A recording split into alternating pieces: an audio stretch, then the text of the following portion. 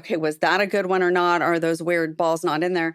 Those weird balls of white light were not in there because they had become the complete form of her mother. And I mean, down to the hairstyle. You can see her complete shape where her hairstyle ended. You can see like the length of dress she always liked to wear, where that dress ends, the curvature in her spine, I mean, in detail. And there are still a few of the white orbs in front of her, but basically the bulk of them, because there ended up being like 6 of them total, eventually formed the shape of Lynn.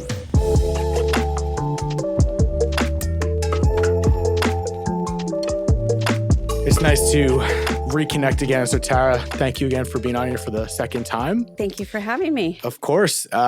Please introduce yourself to those listening that didn't maybe get to the first episode yet.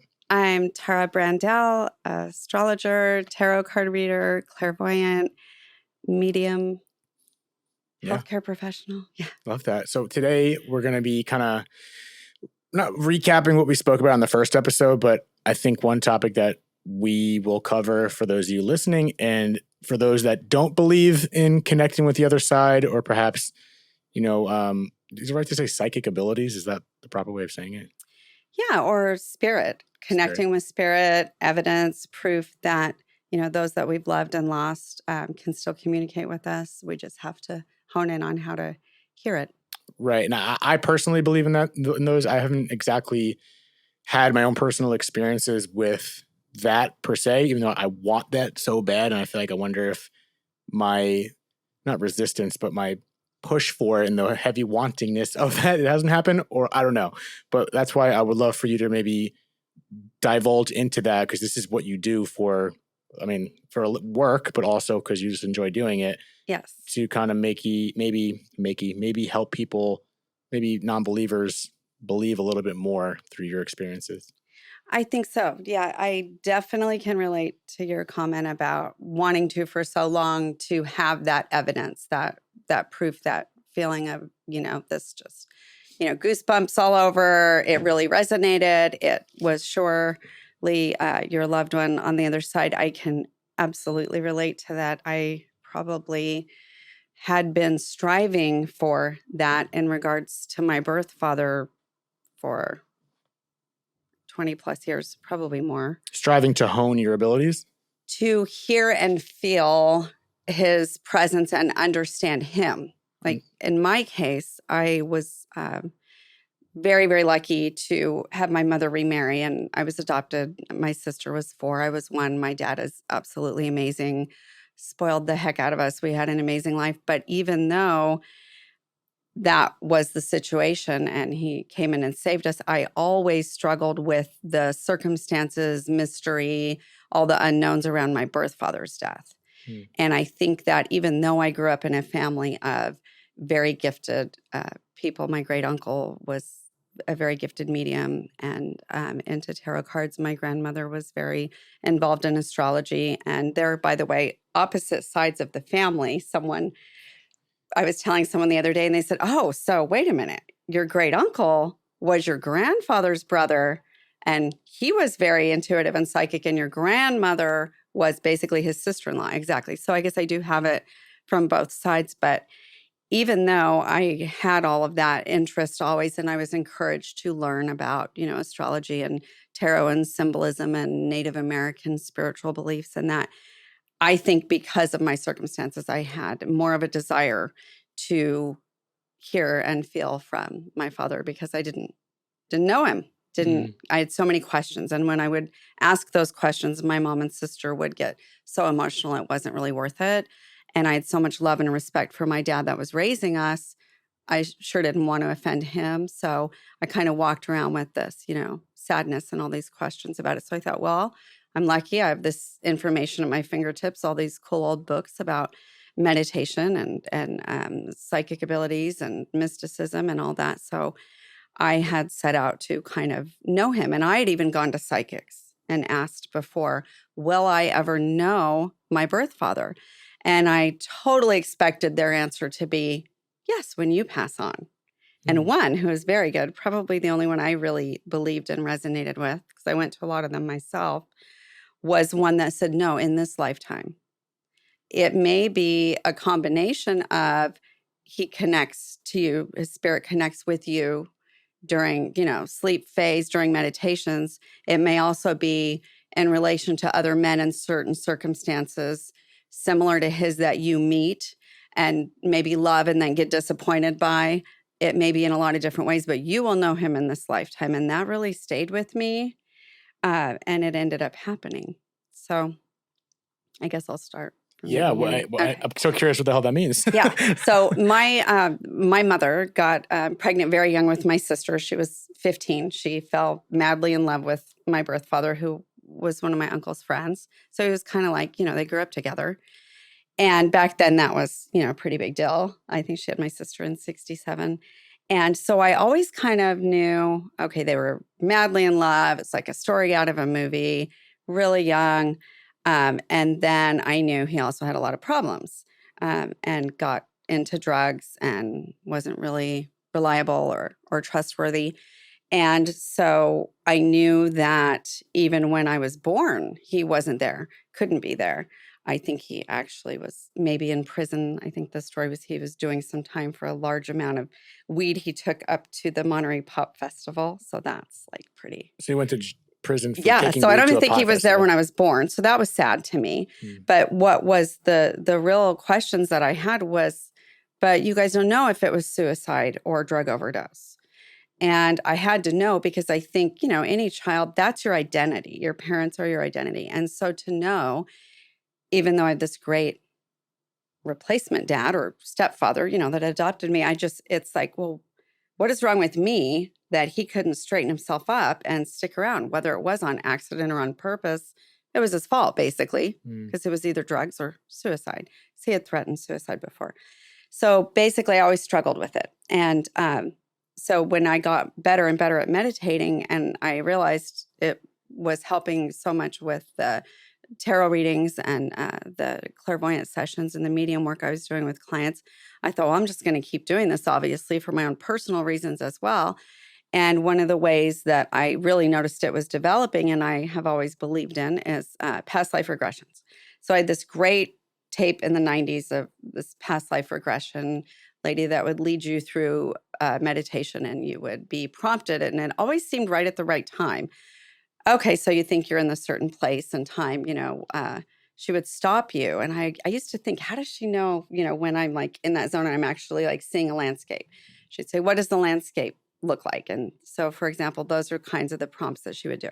Look down at your clothing. What are you wearing? That might help you with time period, or look around for landmarkers, whatever. So I was doing that. I had been doing quite a lot of it, probably, one a week. And I was having these neat, interesting experiences that were explaining. That's why I've always wanted to go to Ireland, or that's why I've always felt like no matter what, I have to make it to New Orleans, or I have to make it to New York, because I was having these experiences as someone else at that time, always another female, at certain time periods in history that had been of interest to me since I was little. So I was doing one of those, and I feel like I had kind of matured. I was probably in my mid-30s, and I had a lot of issues as a teenager over his death, as I kind of explained, wondering, what does that say about me? If he didn't want to stick around for his little girls. And so I thought I had worked through all that. It wasn't something I was taking personally or obsessing as much at that age. So it took a long time. I probably started wanting to have an experience like this when I was, I'd say 16 or 17. It didn't happen until I was like 35. Wow. So I was doing what I thought was another past life regression. And when it came to the part where her voice prompt said, look at landmarkers. What do you see around you? I heard music before I could look around, and I knew I was in a building. It was like a gross, like almost like a really rundown apartment building that was really, really low income. There wasn't even real furniture, maybe a dining room table and a lawn chair, and there was like a dirty mattress on the floor. But what was of most interest to me was that I heard singing outside of the window right when she said, look around, look outside if you're in a building, and try to figure out where you are. So I went towards the singing, and I looked outside, and it was a college campus. And I was like, oh, this looks like the 60s or 70s. Everyone has bell bottoms and just the total, stereotypical clothes like that. And I realized they were singing like the University of Minnesota alma mater. And I know we have a connection there. A lot of my 9 aunts and uncles were born there, but most of them raised in LA. But I know that we've always had, half the family there, half the family in LA area. And so I thought, well, I heard the word Minnesota, and that seems like I'll just have to, look at this later. So I was trying to like stay in the moment. And then it came to the part where she said, look at what you're wearing. And I realized, there's another pair of bell bottoms, but those are definitely men's shoes. And I knew right away that I was a man. That was very weird. But as I was looking around at the landscape and the symbolism and everything that was really occurring in this, it was very much like a dream. But if you meditate often enough and you have a good experience like this, and if you realize that it's almost like lucid dreaming or astral projection, you can recall everything, and your, what I like to call practical part of your brain, can tell you, but wait, there's more to see here. Yet it won't diminish the clarity or the specifics of what you're experiencing. So I had gotten that good. So you're just in a deep meditative sleep. You're not Yes. State. You're not sleeping. No. And so when you're in this state, are you saying that you're there, but you have clarity to think and understand that you're there? Exactly. Okay. Because and one good example of that is I remember when I went to the window and was like trying to figure out, what are they singing? What are all these like hippie college kids singing? I can remember my practical brain, instead of taking in more of the words of the song or figuring out where I was, my practical brain was saying, because at least the town I grew up in, colleges are usually, kind of in and away from the city area, a little more, I don't know. Suburban? Yeah, exactly. Thank you. Because I grew up in like the suburbs of Southern California, not the valley, the IE even like further. And so it just was weird to me that a college would be near a big city where like really low rent apartments are. But that's what I was seeing. So I told myself, just stop obsessing about that. Figure that out later. There's more to see, right? So I stayed with it and I realized, oh boy, I'm a man. But the other thing that bothered me was I was very like out of my head. And I don't just mean like just a little bit, but just like more out of my head than I'd ever been. And so I slowly kind of came around to the idea of what was going on, that maybe I finally was getting what I had wanted all those years when I was younger. This wasn't going to be a fun past life regression of some exciting life in Paris. This was what I was always after, was I needed to understand my father. And so, but it took a while to figure that out, because, for example, when she came to the part where she said, look for other markers that tell you what year it is, besides the bell bottom and the men's shoes, I looked up, and right at that moment, there was an old calendar hanging on the wall in this Flophouse apartment place, and it said 1973. And I can remember thinking, here's my practical brain taking over again. I was born in 71. This is not a past life regression. What the heck is this?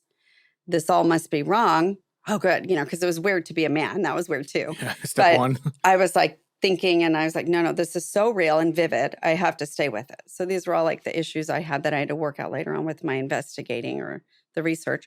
So basically, I was like, I just kind of wanted it to be over, because it was so awkward to be that out of my head. Like, this was a heavier drug than I had ever been on or anything I'd ever experienced. So I definitely was not liking that, but I wanted to see how this was going to end. Then I hear a knock at the door, and I go as this man in bell bottoms in this gross apartment, and I look out the window and I see a little girl with blonde hair and big blue eyes, and I want to let her in and help her, but something about it told me it's inappropriate, it's wrong. First of all, she shouldn't be here at all. I'm thinking all the more reason to get her out of the hallway. But at the same time, I knew he wanted to let her in and help her, but he just knew it wasn't right. So I waited and looked through the people for a while, and then she went away, and then it got just more like fuzzy. I did feel very, very emotional. I thought, well, I must know her, because why am I this sad about it? And then at one point, I left that apartment, went down to like a 70s style telephone booth, and picked up the phone and said, Cindy and Woody, you got to help me. And that's all I got. That's all I remember. I woke up. Well, my mother is Cindy. My dad is Woody. He married my mom, adopted me and my sister. I was one. They continued for years. And these are all the pieces I put together later on. Because I wouldn't ask my mom a lot of questions. She'd get very emotional for a long time if I'd ask about him. But he died in 77, by the way. But for years after my parents were married and then went on to have my brother, they would take my sister and I to see him. They both, my mom and dad and my mother's parents, tried to help him many, many times with whatever rehabs were like back then. And whenever he would call, they would say, okay, yeah, we'll bring the girls over to see you. Well, the last time he had called, they said, you know what, we can't do this anymore. We have a new baby here. My little brother, came like 5 years later, and sleep it off. We'll call you in the morning, see if we want to meet at a park or something, or we'll bring the girls to you or have you over, and I think he did the usual, oh, I'll kill myself if, I can't see my girls, those kinds of things. Which, by the way, I don't mean to imply that he was not happy with our dad at all, because that wasn't the case. He had told him many times, I know you're the man to raise my girls. Just promise me you never give them your name. Just let them have my name as long as they can, and so on. So, but this particular time that he had called, they said, sleep it off. We'll see you in the morning. And he died that night. And they don't know for sure if it was on purpose. I've heard a lot of people say, oh, when it comes to heroin, people know how much they can take. Well, not always, and there's a lot of bad stuff out there, I'm sure that, that doesn't apply to when people just get a really bad batch. So we don't know. But basically what that experience did for me, because I ended up having to call my aunts that still live in Minnesota and say, is the University of Minnesota like right downtown, kind of a bad part of the city, like where these flop house apartments are? And they're like, yes, but why are you asking? So I explained it to one of my aunts. They all knew him too, because he was my uncle's friend and neighbor growing up. And one of them said, I know exactly what this is about. She said, your mom tried one more time to get him clean, and she knew the only way it would work was to drive you and your sister and him all the way to Minnesota, where we had family, get him away from the drug connections in California. And it was going well for a month or so. He had a job and everything was good. And then he just stopped coming home one night, and she pretty much knew, what was up, what the problem was. And she said, but Tara, what's most interesting? And she said, you know the rest. Brought you girls back to California, set up on a blind date, divorced him, met Woody, and, everything's great now. But she said, I just have to share with you, a couple of your uncles went out looking for him, and they found him in a flop house downtown, near the University of Minnesota, back on the needle. So it was so shocking to have that finally, when I wasn't after that. I was after a past life regression. I was really confused, but I knew, because I didn't just say, I need to know, was it on purpose, or why does friends take so long to call the ambulance? Were they hiding their drugs? Did one of them do it? What was really most important, besides all those thoughts I'd had my whole life, was I want to know him. I want to understand, how could he let his life get to that place? And the physical and mental feelings I had, basically, I walked in his shoes. By the way, I looked at the clock. It had been like a 10-minute meditation was all for 10 minutes. I walked in his shoes. I finally got that answered. What must it have been like at the end? What dark place did he go to, or was he at, to have not straightened out his life to be a good dad? So I finally got what I kind of wanted. It was a way to understand how strong that drug was and how messed up he was. So that moment where I guess, so you're in his body and you're looking through the people and you're seeing the Yes. little girl, aka you. Took me a while to figure that one out. Yes. Did it kind of not answer your question, but did it feel better when you felt that, oh, he wants to let you in? It wasn't like an immediate rejection of this child. Yes. So was that the biggest part of it, that specific moment, or just the fact that you feel so much more that you really haven't explained? That was very validating. Right. I knew that even though some life experiences and some education and some maturing had gotten me to a place where I was less likely to take on that, why wasn't I good enough that he could straighten up or Right. stay around? It helped with that a lot for sure. But more than that, it kind of helped me understand suicide more and drug addiction. By what you felt. Yeah. Jeez. I mean, it was physically just really awful. As interested as I was to see what was going to happen next, I think I kind of hurried along, like when I left that room and went to the phone booth, like I hurried it along because the other past life regressions I'd been doing before then, I would look at the clock after and I would realize, oh, this has been like 45 minutes or an hour. But I never ever once, because you had asked earlier, is it like a dream? I never ever once thought, oh no, I was asleep. So no, it wasn't like, I mean, not to go it's backwards. like a dream, but you can control it. Mhm. You can go in a different part of that house. You can kind of feel your body physically, and yeah, astral projection is the best way to describe it. So, okay, I have a few questions. I know you mentioned prompts, and she was gonna. But how is that? I don't understand how that's induced. You just go into, you're not taking anything. There's no, just a meditative state, and she's guiding it. Like, how do you? I feel like if I were doing that, my initial thought would be, I would just probably feel like I'm meditating. How would I go from just meditating to all of a sudden I'm going through past life regression? Well, I've done regular meditative tapes that are just really relaxing music, the waterfall, all of that, maybe some Tibetan chimes. But I loved this one because, in my opinion, it didn't take me long, just a couple of weeks of using it, where Using her past life regression cassette. This is how old it is, David. So it's more It was a cassette. audio trigger. It's usually Yes. audio triggers. Yes. So instead of just the kind of music like Cassette. that, I had to go to Walmart when I realized I still have the cassette and I want to use it again and see like if they'll be that good. There's got to be someone that has this thing on MP3. The woman has died since then. Okay. And so it's like a lot of money to even buy one of these cassettes now because there aren't that many around and she's passed away. But I'm thinking there's got to be someone I know that can get this on MP3. But anyway, I had to go to Walmart when I realized I came across it many years later. I realized I still had it and wanted to use it some more. Mhm. I had to go buy a cassette player. You could have picked up a New Kids on the Block Yeah. cassette as well. While you're there. So it's different because she does things like it's like this lady knew, and her name's Marcy Archambault. It's like she knew that after about this long, if they're a decent meditator or they're somewhat used to it or they've trained their brain to be that open and receive all of this, by now they should have some kind of landscape. So I'm going to bring up the look around you. Pay attention. What landscape do you see? And I already knew I was out of my head on whatever and looking at a college campus and uncomfortable in a gross apartment building when she said that. But it led me to kind of like follow the singing I heard, to like really look out the window and memorize that. But, and then how did you get there though? Like, it's in the audio. But in the audio, she's specifying your surroundings. Because isn't she asking you where you are? So you just like randomly get to that place?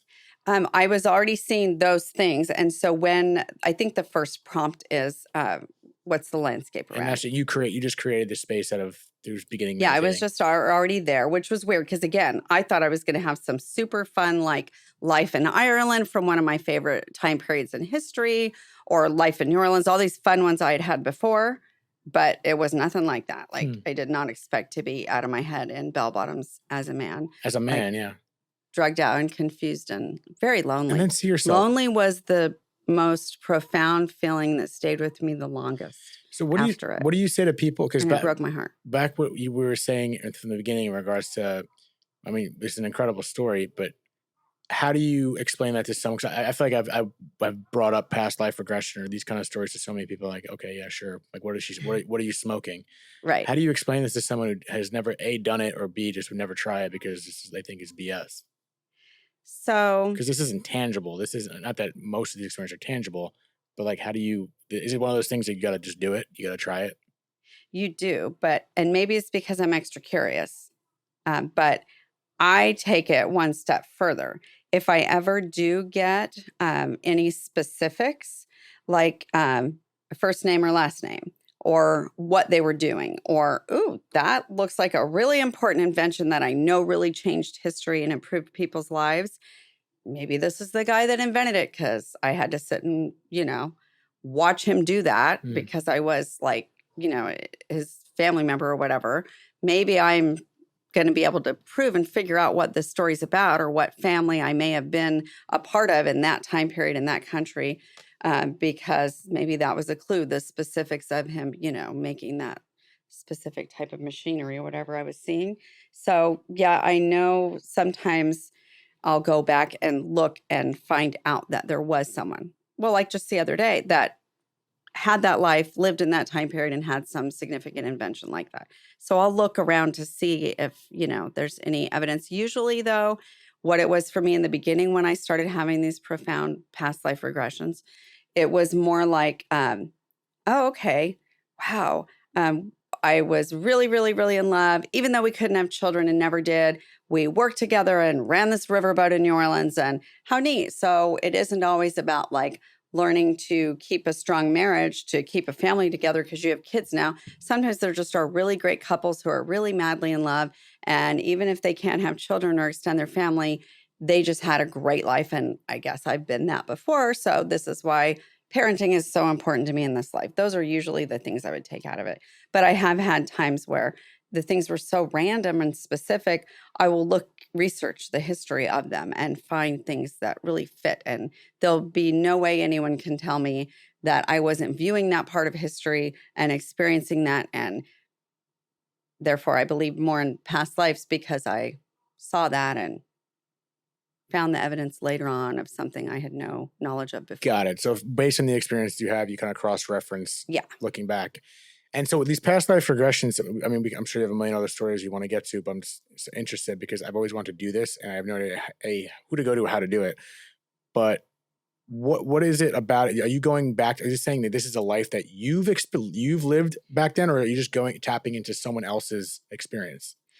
Is it like a reincarnation thing? I mean, there are some times that I felt very much like a witness and I'm just viewing something for some reason. Like your experience with your father in some sense, right? Well, this one, because I knew like I was him and that was a very strange thing. And even at that moment, I didn't realize, well, when you were, depressed teenager or, always confused how he could not want to stick around, you just wanted to understand him. Where was his headspace? Now you're like walking in his shoes. So that, yeah, it's crazy. In fact, I got out my grandma's big psychic dictionary after that one. I mean, it's like an encyclopedia. Dictionary? It's huge. And I went through that thing for hours trying to figure out what to call this experience because I knew it couldn't be a past life regression. Although I have heard from spirit in doing this work this many years, time isn't linear as we know it. So my first thought that could have very much derailed that experience of, wait a minute, I was born in 71. That says 73. How can this be? This doesn't fit. If I had stayed in that too long, I think maybe it would have dissipated then. I wouldn't have had all of it. But anyway, yeah, time isn't linear as we know it. So there's that when you're talking about quantum physics and the spirit world and all of that. You have to keep that in mind. Because I'll get that from clients all the time. They'll say, oh, thank you so much. That was his astrological sign. That was what we like to do the most together. This was so accurate. That was definitely, my husband. Thank you for this. And they'll say things like, but, I don't understand why he told you he's like fulfilling that dream of wanting to really try to go further in football. Because like that time is lost. I'm like, well, where he is now, he has that opportunity again. So yes. Is he playing football in heaven? What does that mean? Right. Or he's joined a life or a time where maybe reincarnated, where he can fulfill that. Interesting. What are your clients usually looking for? Like, what you think most people are looking for? The comfort of knowing that their loved ones are somewhere? Are they always looking for answers? Are they looking for closure? What are they looking for? Usually, well, number one probably would be the future stuff. It's probably younger women wanting to know, when will I get married? When will I find Mr. Right? How many babies will I have? That's probably the most, bulk of my clients. But here lately, I've gotten a lot more male clients, which is nice. Used to be they were all mostly gay, and people have asked me, why do you think that is? Well, we're men. I have no qualms about that. Ego. Hmm. Straight men live more out of ego. I mean, gay men do too, but men in general live more out of ego. So I'm never talking to a therapist. Yeah. They're definitely the type, I'm never going to a psychic. So, but that has changed. I've had a lot more realtors, stockbrokers, Bitcoin people call me because they're like, you're always right on with the investment stuff. Like, you're always right on with my business stuff. And it's funny to me because they'll be like, oh, yeah. I guess ask this question about what's really wrong with my girlfriend. Because I could tell she's like, I'm going to need to hear more about the investment stuff. For them, that's always the last question. But for the women, it's like 90% of the reading is, how do I understand this man? Like, what do I need to do differently? And then, And to show proof of that for something what you do when it comes to the future stuff, that's just kind of like tapping your fingers and like, okay, let's see what happens. Because when you're telling the future, how you can't. Well, it's hard because, I believe there is and I've read a lot and studied a lot and had a lot of clients over the years where I'm like, I'm just going to have to research this more because it just happens too many times where people will say, you were exactly right in everything about, like, for example, describing the guy and where we'd meet and how and his astrological sign and his appearance. And you were right with numbers are weird. Sometimes they're like, I think it means April, but it really meant 4th day of a month instead of 4th month. Things like that happen. But I've had people say that, yeah, but it was like 3 years later. The reason I haven't called you for 3 years is it took 3 years. Well, that's because I believe there's a blueprint of our soul growth of what we are meant to learn and grow from and who we're meant to love and experience in this lifetime. And then, of course, I believe there's like God and destiny. That's all a part of that same thing. But at the same time, we're always free agents.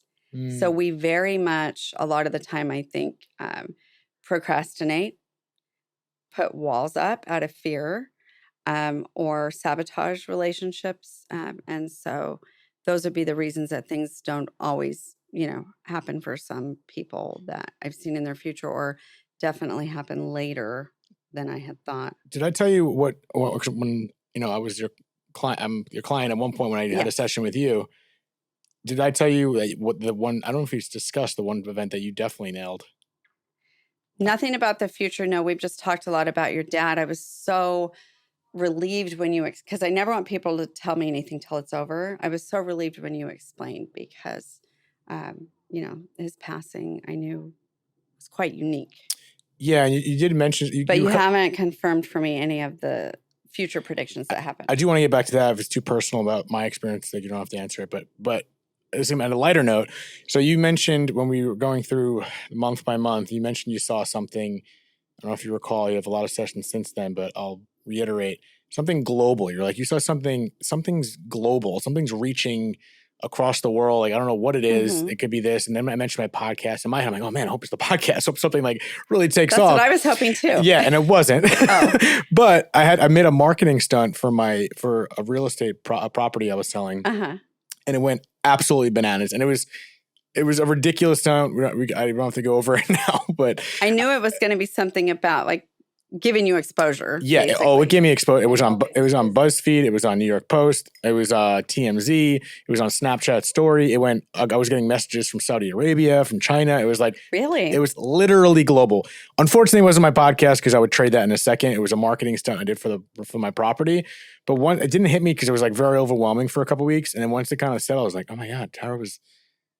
That must have been it. It was like, and I have to refer back to my notes in the timeline, but I'm pretty sure it was right there. I don't know if it was the same month or a month or two, but that's my on the record that she gave me like ahead of time and she hit the nail on the head, granted, but it was how you explained her. You're like, I'm just letting you know, it might not be the exact timeline, it might be XYZ, this many months or whatever off.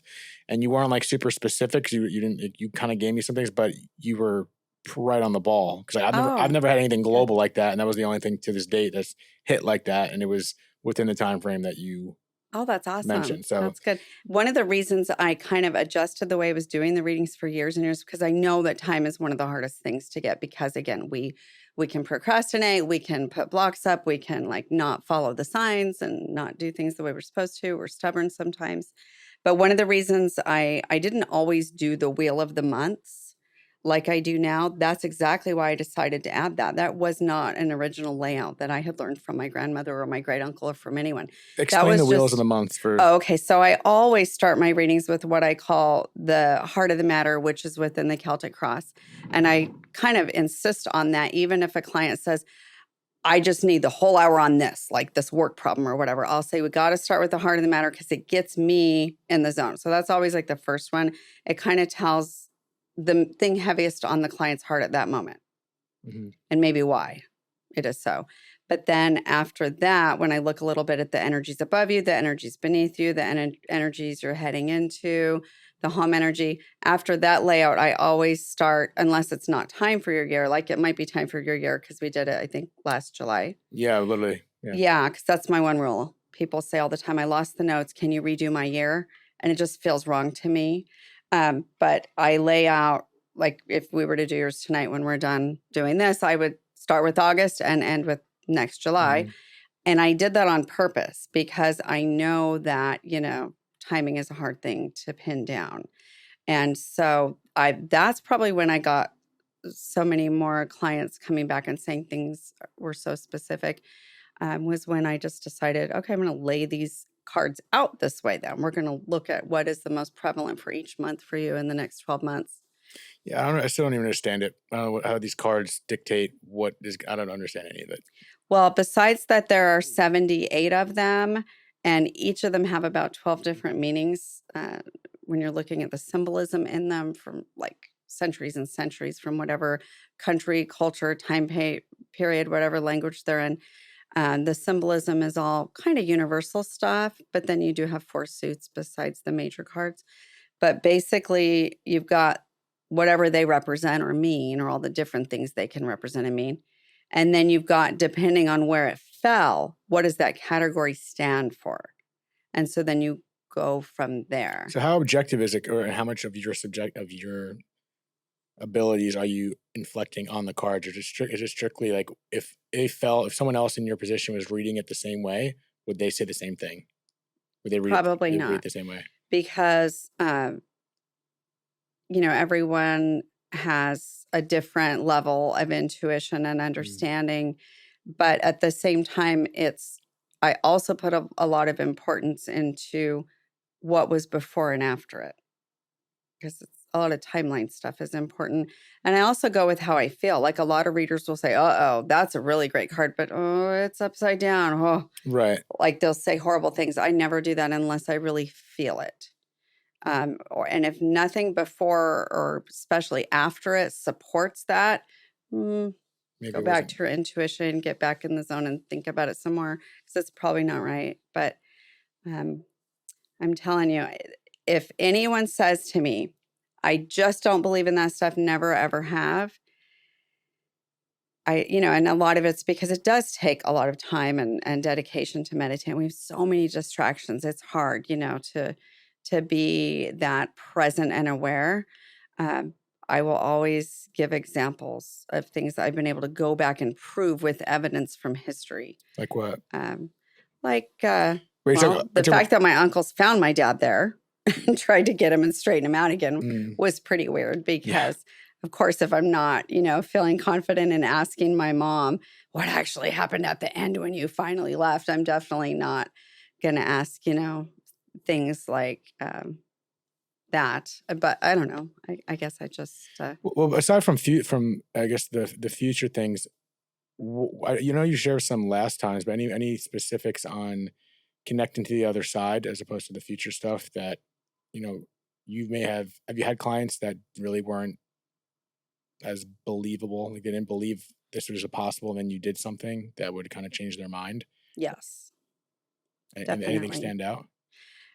Yeah, I had a client who was very, very worried. Like a lot of people get hung up in religious stuff. Oh, this is bad. Like this is against God. Like this is evil. And I've had clients say to me, well, that's exactly what I was praying for. Or that's exactly like a sign that I was waiting for or asked for in church last week. And I'll say, so then does that tell you that this is not coming from somewhere evil? It's just, you have to really dig deep on a spiritual place to find it. So, They thought but what? I have had people say, no,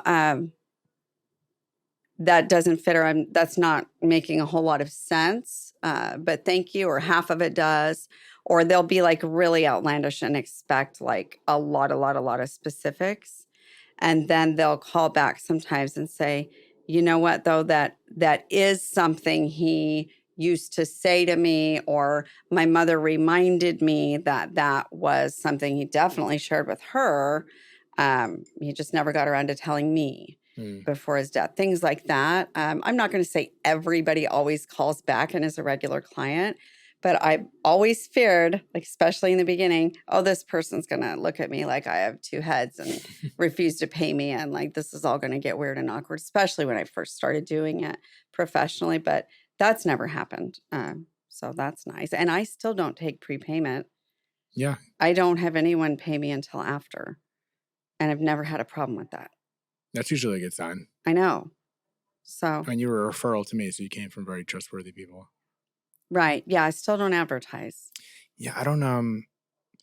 I'm so interested in all of it, and I think it just makes me question things. Like when my dad came through to you, it was like it's nice because I've longed for that so much, and I wish I could do that.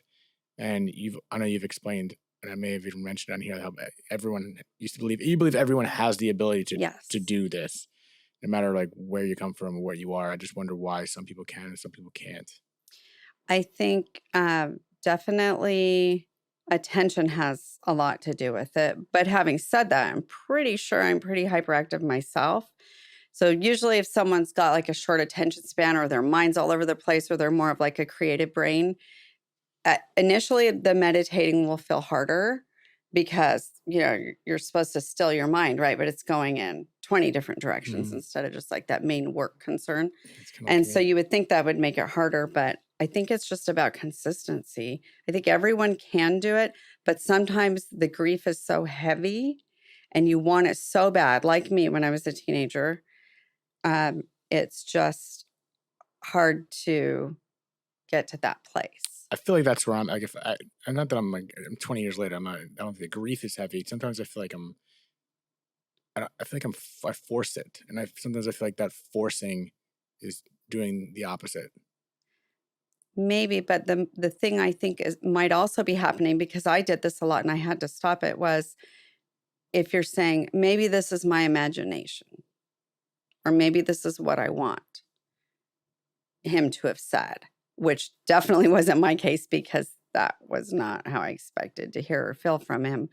But yeah, I think it's a lot of different things. And even nowadays, it's probably even harder because all of our distractions. I mean, what do they say? If you have that phone in front of your face, like 5 minutes before you lay down for bed, or God forbid, while you're in bed, you are not going to sleep as well. It's going to take you longer to fall asleep. I mean, the more media distractions we have, the harder I think it is.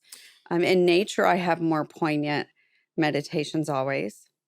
I also have had some real doozies when I'm like getting a massage. Oh, you I had mentioned this. 2 or 3 experiences like that. And, it's really awkward to tell someone you're getting a massage from for the first time. Yeah, by any chance, has your uncle been missing, that like always wore this fedora that you think is in Mexico City, but you're not sure? 'Cause Oh, a little I harder. can tell you about his death. Yeah. So it's true. The more relaxed you are, the easier it's going to be. But if you want it too much, I've also wondered on a super spiritual hippy dippy level, if Richard, my birth father, waited until I was emotionally ready and stable, which I was very much at that time in my life. I was, working in my career. I was not, that all makes sense. resentful and angry and wild anymore. I think I just need to let it go, because I feel like I try talking to him all the time, and I feel like there have been a couple of experiences where maybe I just kind of let it go and something comes through, but most of the time nothing. And it's kind of like it's frustrating because I do believe in this stuff. You know, I guess it's the same thing. If we're all energy and energy cannot be created nor destroyed, it's not going to be Right. destroyed. It's got to go somewhere. And it's Even just, ghostly apparitions come sometimes when you're not expecting it or looking for it. It's just, you know, if you think about the effort that it takes probably for them to materialize, you know, so many stars have to align, no pun intended, but really so many things have to come together. They have to be in a place where they're like probably using a lot of mental effort as well to make that happen. You have to be in a place to notice it, but it does happen more on holidays, I think, and special occasions. what's that about? I think it's just, The, hey, it's the, the anniversary of my death, the or force it's is my strong. birthday, or this was our favorite time of year. I'm going to try really hard to get you to notice this time because you're so distracted. It's been my experience anyway. Did you ever see the movie Ghost? Patrick Yes. Swayze? Yes. He had to work his ass off to get to Demi Moore. Exactly. It's kind of similar. And she was very distracted for a long time. Very But distracted. then those visions were like undeniable. Voice, visions. Whatever the hell.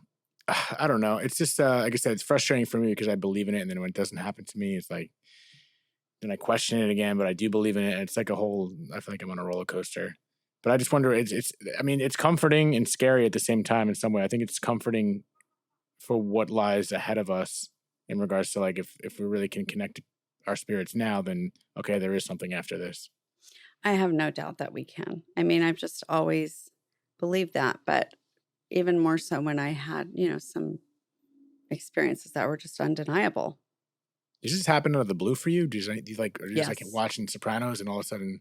Yes. Like the two times that I've seen an image, like without a doubt, I know who that was. I saw every detail of, you know, their face or their body shape. That's in your I head, or was are you like not looking across the expecting it. room and you see it? Like, what are you seeing? Well, there's one experience that we had many family members present, and I have pictures of that. I was just like in the other room. But one that I had personally, and I can tell you about that one if you want, but the one that I had personally where I can describe what I saw, was my son was probably, I don't know, 3 or 4 months old. And we were at my in-laws' house. They were so excited to finally have grandkids. They had made up like a whole room with not just a day bed, but a crib. So, you know, hoping we would stay even longer, you know, the whole weekend, whatever. And so I had put my son in the crib to sleep, and I laid down in the day bed that was right next to it. But I had just laid down, wasn't that tired, have never been a napper anyway. So I know I was not asleep. And I looked and I thought, well, nobody would smoke in this house, especially with the baby here now. What is that smoke coming in the room? And I was like, wait a minute, the door is closed. Is it coming out of the closet? What is it? It was definitely like a misty white smoke. You saw this at the door. You Oh, saw yes. it. Okay. And it was going over the foot of the crib, over the baby in like a hazy way and a very relaxing rhythmic like movement. And it then became the shape of a woman in like a flowing nightgown kind of shape. It wasn't that long of a nightgown. So it felt to me like she was more modern than old. You know, like, you know, you see the quintessential, oh, this old lady haunts this old hotel. It's always like okay. really, really long and old fashioned. Right. This was like, you know, not, it was like more like a t-shirt, long t-shirt. Like 90s maybe. But a woman, okay. yeah, Or it was 80s, more whatever modern. it was. And so I saw it take on her shape, and I remember thinking, she's very real. This is like actually a woman. And I thought, well, why would she go the hard way if she wants to get close and look at the baby?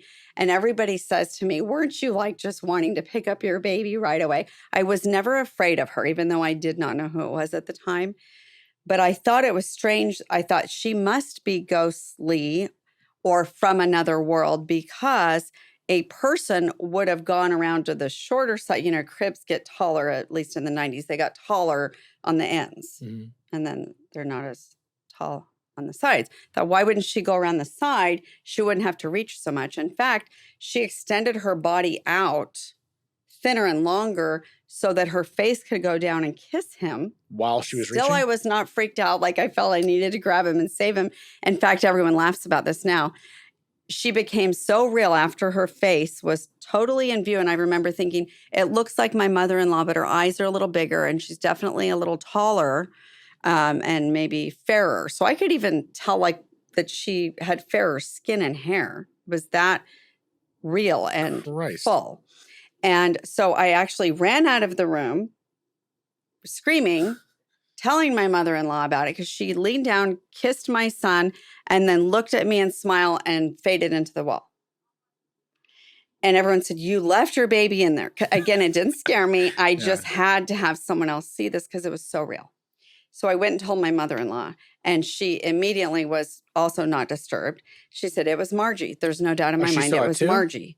She didn't see it, but she wasn't surprised at all.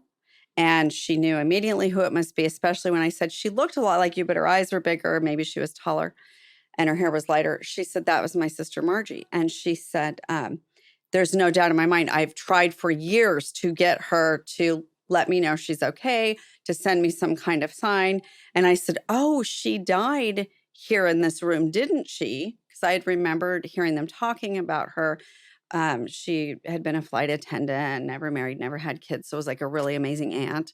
Had lived in Manhattan, had an exciting life, but sadly had died young of leukemia. And so she knew right away that's who it was. And I said, oh, that's right. She died in that room. No wonder. And she said, well, actually, she lived in that room while she was on chemo and sick. But then, like, when she actually died, like, we lifted her up and carried her in front of the fireplace. And then the paramedics came and did, the CPR there. So I guess she technically died in front of the fireplace. I immediately said the fireplace we were married in front of on Thanksgiving. God. Yes, that one. So I was like, okay, either way, I was never afraid. But I said, she just must have an extreme interest in Connor. Like, I knew my son was like the first grandson and all of that. And she said, oh yeah, she had a very deep interest in my ex-husband. And so, yeah, she said, absolutely. That would be something she would want to come here and be here for. So that was very real. Even though I didn't personally know her, but that was definitely the realest, like full form, shape, facial features, everything, no question in my mind. Yeah, you didn't freak out. But we've had another event like that in our family. I didn't actually see it, but I had pictures of it because I was present. And again, it was not something anyone was trying for at the time. So it could very likely be that, you'll get that undisputable proof, feel your dad's energy, see something when you least expect it, or when he knows you're ready for it, or when, you are open to receiving it. Yeah, I was saying, I do have a lot of things going on, so I need to like you said, distractions. So Mhm. I maybe I need to find a middle ground and just freaking let it go. I just wonder when they do show up. It's like, okay, what are you doing? What are they doing this whole time? Like, what are they?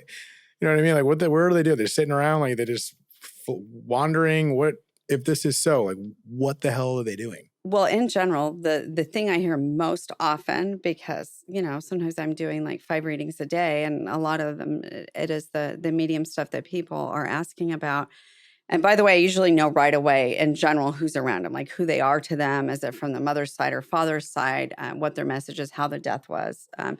But yeah, I think that the thing I've probably heard the most often is knowledge, knowledge, knowledge, knowledge. I needed knowledge. I had a lot to learn. I needed to grow. I wasn't full access. I've heard that term a lot. I've had a lot of times where I know right away, oh, this person has all access, no matter how specific the question or how long you're going to want to ask this one questions, we're going to get something valid. I've had others where for whatever reason, maybe they were troubled, or maybe it was too recent and they have not accepted their passing all the way, where I'll know, okay, this is staticky, this is sporadic, hurry and ask your most important points because I'm not going to get a lot with this one. It's just And a then I know their knowingness. lot has evolved. It's just a knowingness. It's a feeling that energy, which getting into the Reiki helped a lot with understanding what that really means. But it's a vibration. And then when clients will call me and say, okay, I know it was him. He said this, this, and that. I knew that's what he would say. I always say, stop right now, close your eyes, and try to bring yourself back to the feeling, not the message, not what you heard, maybe not even how you felt, but the vibration of when you got that from them. And the next time you lay down to meditate, try to get back to that vibration because it's energy. So it's hard to explain. No, I get it. I get it But without getting it. yeah, I always tell people hold on to that or, keep up with your dream interpretation because that's a little more realistic for people a lot of the time to do that. A lot of what you're saying is that the Silva method that book I mentioned and reading, that guy's been around forever. Not Yes. forever, I think 60s maybe. He's just saying in the instructions that I'm reading, you're kind of saying a lot of the same things that you just mentioned. Yes. And he's not talking really about psychic media. He's not relating to what you're talking about, but in the aspect of mind control and understanding your body and the mind connection and energy, I guess it seems similar so far. But I just started, Exactly. Yes. so it makes sense. I agree. Do you don't have to answer this, but do you remember the session that we had when you said my dad came through and you were hesitant to speak about it? Does that ring a bell? Yes, because I knew that he did have fear for a while.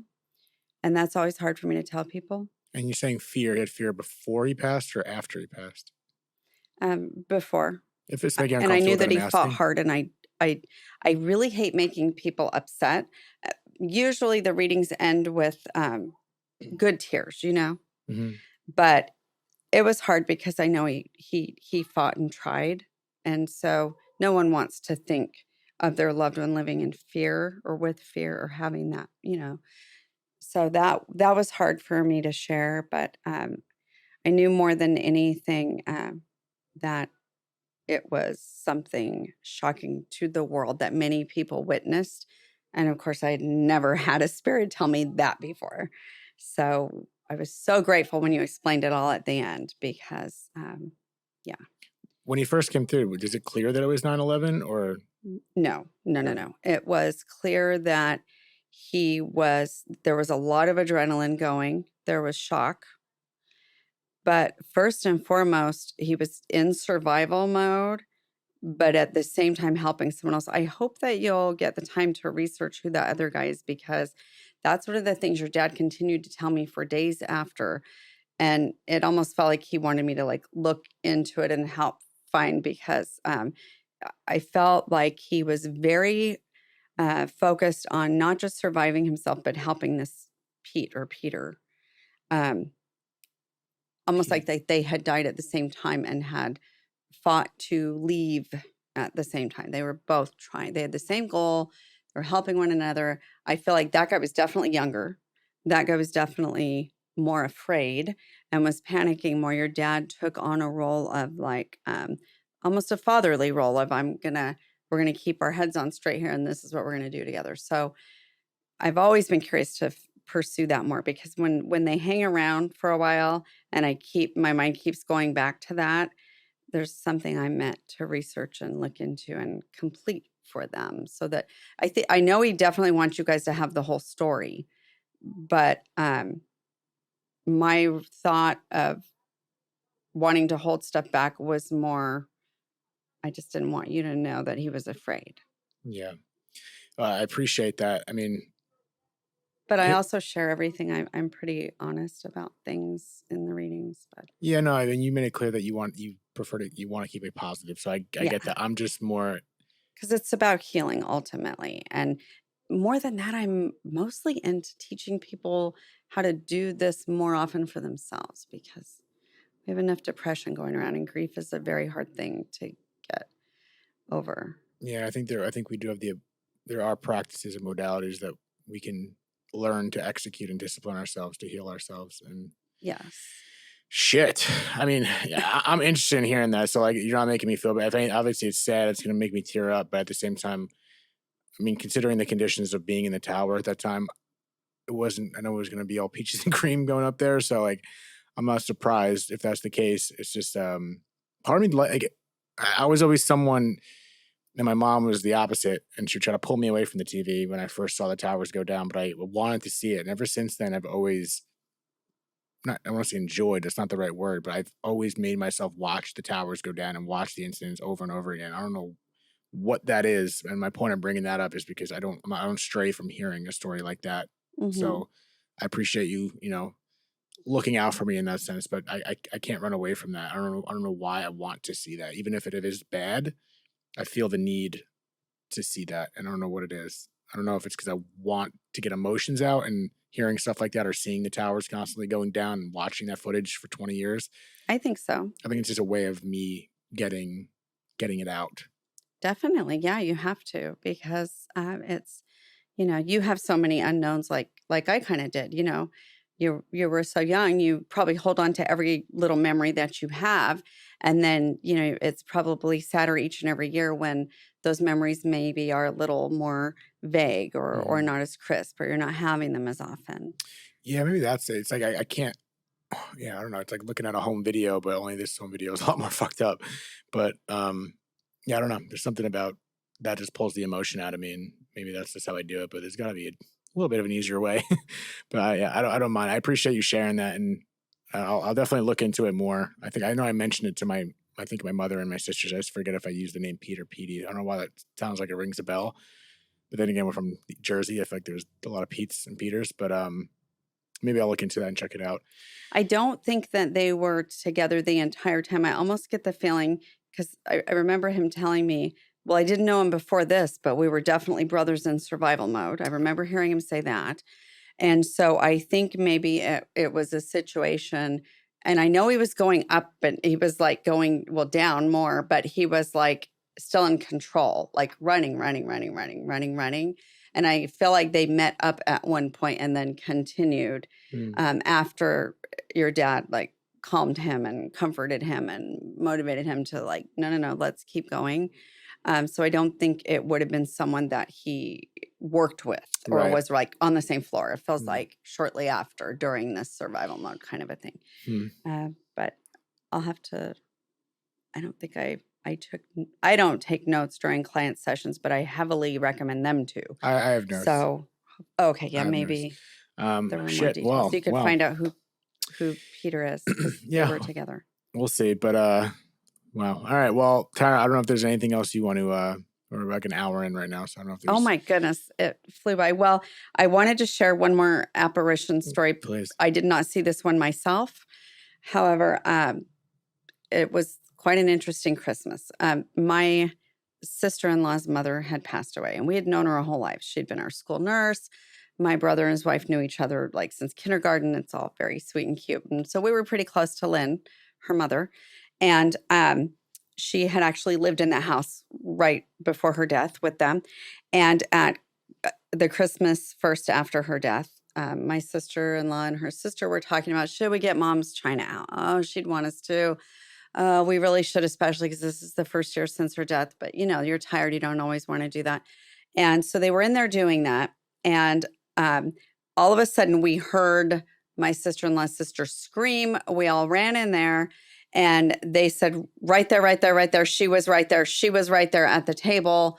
It was in the picture, and we didn't realize what it was until it was too late. And then the minute Trisha saw it in the picture and screamed, she disappeared. But basically what they say was, and luckily they have all the pictures, they were just trying to get a picture of the place setting for Christmas. And there were these weird, like white, they thought lights or shadow lights. Every time they took the picture, there were these weird white round things in the picture. And so they were going around the perimeter of the table, trying to get a good shot without those. Well, by the time, and so my sister-in-law got to the point where I'm going to proof every one before I even try to snap another. I'm going to stop and look at it because it's in every single one. She was like getting mad. She was going to erase them all. And then right when she looked down again to say, okay, was that a good one or not? Are those weird balls not in there? Those weird balls of white light were not in there because they had become the complete form of her mother. And I mean down to the hairstyle. You can see her complete shape where her hairstyle ended.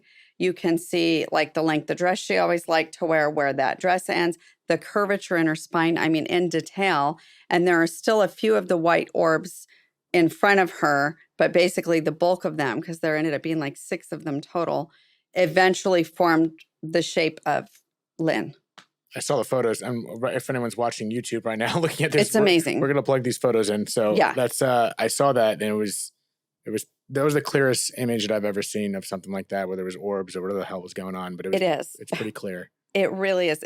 It was something else, and it was just so special, obviously, because we all kind of, really, really had her heavy on our hearts that Christmas, and we were thinking about it, and it was strange to be there because she had, lived in that house. So, yeah, like I say, I have had experience where they like to come on anniversaries, they like to come on holidays, definitely when they know you need them or are scared about something or maybe about to make a bad decision. But sometimes it's not when you're trying for it, but please keep trying, because I believe it wholeheartedly. And I, over the years, have a lot of evidence that we don't die completely. We can still communicate with our lost loved ones, and they're angels here to help us. We just have to pay attention. I need that. Okay. Thank you. You're welcome. Thank you. Thank you. Yeah, I'm so happy you came on here again for something. Something tells me you're going to be on here again. So next time you're back in LA, let's just do a third episode if you want. It's I feel like you have so many more stories, and I think the next time I'll see you, you're going to have even more experiences with your clients. So it's not a surprise you have a growing clientele list. So thank you. You deserve it.